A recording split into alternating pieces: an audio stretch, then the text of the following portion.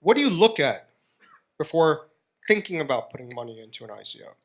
And how do you think about the process?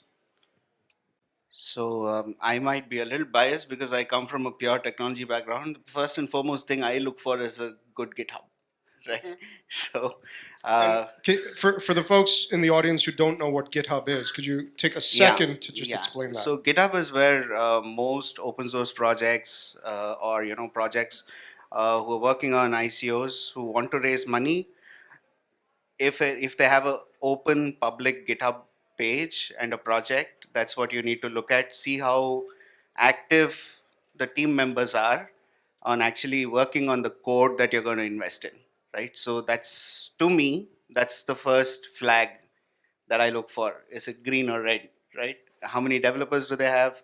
Are they active on their GitHub? Are they actually coding, right? I mean, that's what you're going to invest in finally, right? That the blockchain is successful. So since you are focusing on the technology and you are interested in that, what's a reasonable amount of activity, and how do you define a reasonable amount of activity in their GitHub repository? I mean, I can do a whole bunch of check-ins on a daily basis that really don't do much, right?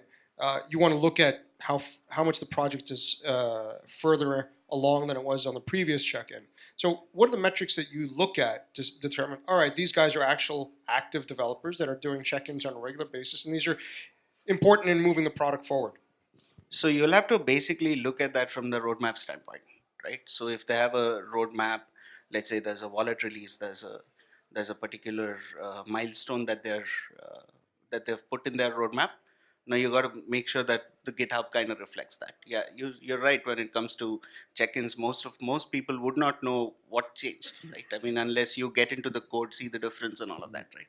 But yeah, I mean, that's one measure Yeah, that kind of gives you the activity on the project. right. But then you'll have to correlate that with the roadmap as well. Okay.